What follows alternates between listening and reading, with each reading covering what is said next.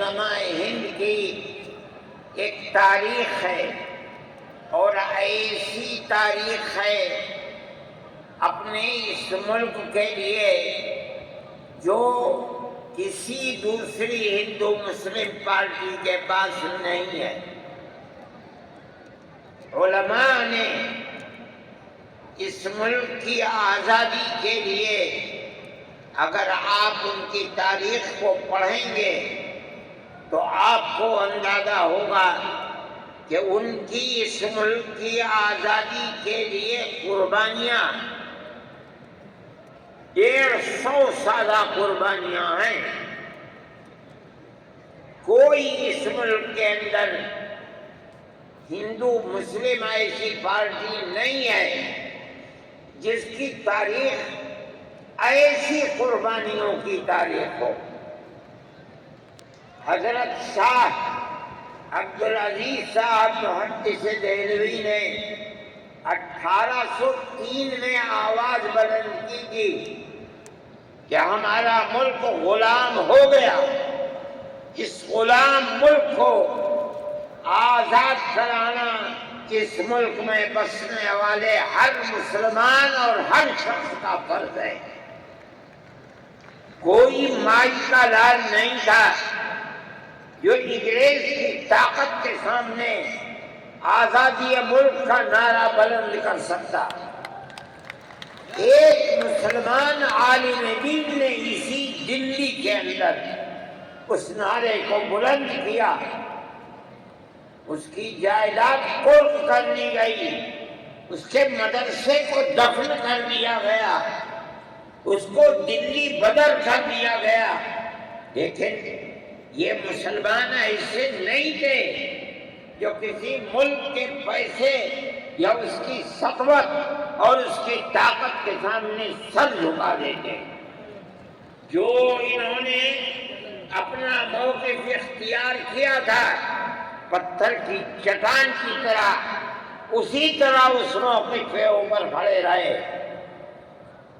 سب سے پہلا جہاد سن 1932 کے اندر ہوا، ہندوستانی لوگ تو جانتے بھی نہیں، اور اس کے اندر لوگ مر گئے، ختم ہو گئے۔ شاہ عبدالعزیز صاحب کے رشتے کے، ان کے قریب، ان کے اولاد میں شاہ اسماعیل شہید اور رائے بریلی کے شاہ احمد شہید، دونوں کے دونوں ختم ہو گئے، شہید ہو گئے بالا کوٹ کے میدان میں۔ لیکن پیچھے نہیں ہٹے۔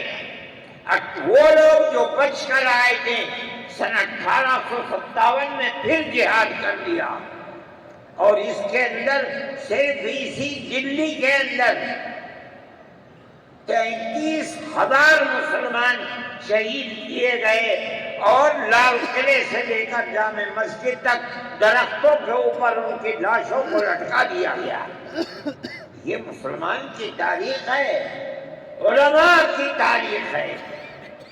بتائیں کون ہے جس کی زندگی کے اندر یہ تاریخ مل سکتی ہے؟ میں کہتا ہوں، لاکھوں آدمی کے سامنے کہتا ہوں، کوئی مائی کا لال ہے جس نے اس ملک کی اس طرح خدمت کی ہو جس طرح مسلمان علماء نے خدمت کی ہے؟ میرے بھائی، جمعیت علماء انہی مجاہدین کی بنائی ہوئی جماعت ہے۔ ہم تو ان کے جوتے سیدھے کرنے والے ہیں۔ ہمارا کیا کام ہے؟ ایک ہی کام ہے کہ انہوں نے جو جمعیت کی بنیاد کے اندر ہندو مسلم اتحاد اور ملک کے ہر بسنے والے کو ایک پیغام دیا تھا پیار و محبت کا، ہم اسی پیغام کو لیے بیٹھے ہوئے ہیں۔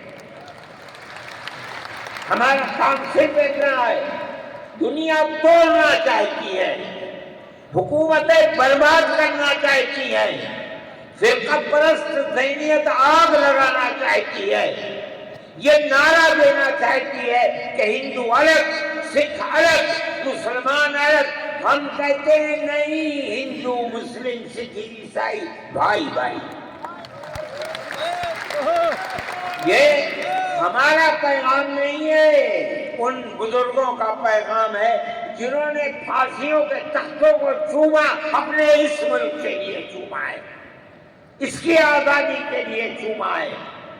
اس ملک کے اندر یگانگت اتحاد جس کو آج آگ لگایا جا رہا ہے، ہمارے بزرگوں نے اسی اتحاد کے لیے اپنی قیمتی جانوں کو قربان کیا ہے، اور ان کا مقصد یہ تھا کہ ملک آزاد ہو جائے، حکومت ایسی بننی چاہیے جو حکومت سیکولر حکومت ہو، کسی کا حق نہ جائے۔ کانگریس اس لیے نہیں بنی تھی، یہ 1803 کی آواز ہے کہ ملک غلام ہو گیا، جہاد کرنا فرض ہے۔ کانگریس کا تو وجود بھی نہیں تھا، کانگریس تو 28 دسمبر 1985 کو بنی ہے، اور اس کا پہلا اجلاس بمبئی کے اندر ہوا ہے۔ آپ لوگ سمجھیں اس کو، کانگریس ملک کو آزاد کرانے کے لیے نہیں بنی تھی، کانگریس کی تجویز موجود ہے۔ وہ کہتے ہیں کہ ہندو مسلم ملک کے بسنے والوں کی اس جنگ و جدال سے دو جہاد، سن 32 کا 1857 کا، اس جہاد کے نتیجے میں جو برطانیہ کی حکومت اور ہندوستان کی حکومت میں دوری پیدا ہو گئی ہے، کانگریس کا مقصد تھا کہ اس دوری کو ختم کر دیا جائے، ملک کو اپنے گردن سے زنجیر غلامی کی نکال کر توڑ دیا جائے، کانگریس کا مقصد نہیں تھا۔ میں آپ سے کہتا ہوں یہ بات ہے، اور کانگریس کی تجویز میں موجود ہے، کوئی اس کی تردید نہیں کر سکتا۔ کسی نے حضرت گنگوہی رحمت اللہ علیہ سے پوچھا کہ ایک جماعت بنی ہے جو ہندوؤں نے بنائی ہے انگریز کے ساتھ مل کر، کیا مسلمان اس جماعت میں شریک ہو سکتا ہے؟ حضرت نے فتویٰ دیا اور یہ کہا کہ جس طرح اپنے کاروبار میں ہندو مسلمان شریک ہو سکتا ہے، اسی طرح اس پارٹی کے اندر بھی ہندو مسلمان شریک ہو سکتا ہے، بشرطے کہ دین کو کوئی نقصان نہ پہنچے۔ اس فتوے کا نام ہے نصرت الابرار، جو پرانی مکتبے ہیں، لائبریریاں ہیں، یہ آج بھی وہاں موجود ہے۔ یہ صرف فتویٰ نہیں ہے، یہ اس لیے ہے کہ یہ اشارہ ہے کہ مسلمانوں کو کانگریس کے ساتھ شریک ہونا چاہیے، اور کانگریس کے اس نظریے کو بدلنا چاہیے، کانگریس کے اندر مستقل غلامی کی زنجیر کو توڑنے کے لیے اور انگریز کے ساتھ جہاد کرنے کے لیے تیار کرنا چاہیے۔ مسلمان جوق در جوق اس کے اندر شریک ہوئے، کانگریس کے اس نظریے کو بدل دیا اور کانگریس کو ملک کی آزادی کے لیے کھڑا کر دیا۔ یہ مسلمان کا، علماء کا، جمعیت علماء کا کردار ہے۔ کوئی مانے نہ مانے، تاریخ میں لکھی ہوئی چیزیں ہیں، ہم سے پوچھیں ہم وہ تاریخ کی لکھی ہوئی چیزیں لیں گے؟ ہماری تاریخ کو مٹا دیا گیا۔ وہ طبقہ جو آج ملک کے اندر اسلام اور مسلمانوں کو دفن کرنا چاہتا ہے، وہ ہماری تاریخ کو دفن کرنے کے اندر کامیاب ہو گیا، مگر ہم کہتے ہیں کہ ہماری تاریخ ہے۔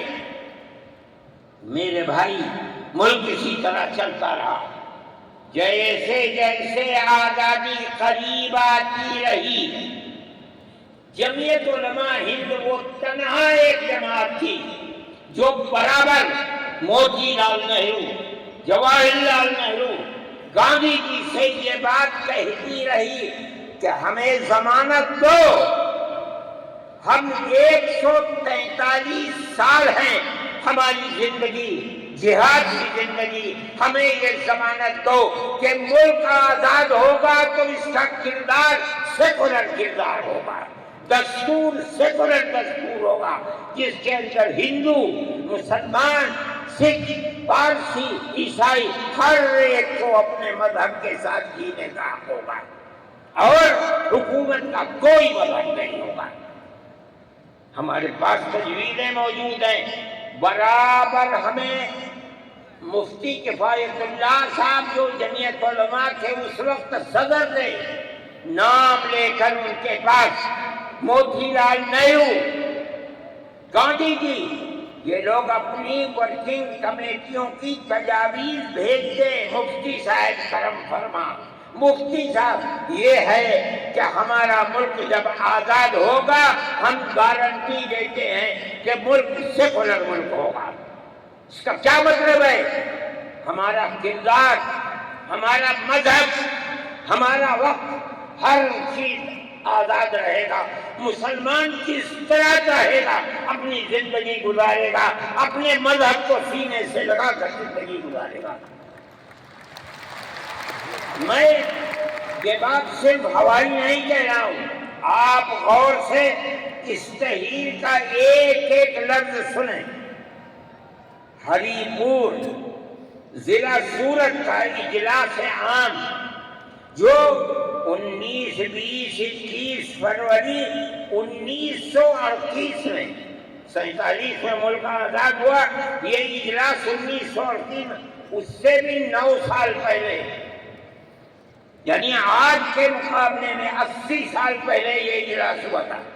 اس کے اندر تجویز کیا، ورکنگ کمیٹی نے 1937 میں اپنی کلکتے کی میٹنگ میں اقلیتوں کے حقوق پر جو تجویز پاس کی تھی اسے یہ کانگریس منظور کرتی ہے، اس وقت کی بات ہے، اور نئے سرے سے اعلان کرتی ہے کہ ہندوستان کی اقلیتوں کے تمدنی، مذہبی اور لسانی حقوق کی حفاظت کرنا کانگریس کا پہلا فرض اور بنیادی پالیسی ہے، تاکہ حکومت کی کسی بھی ایسی اسکیم میں جس میں کانگریس شریک ہو، اقلیتوں کو ترقی اور نشو و نما کا زیادہ سے زیادہ موقع مل سکے۔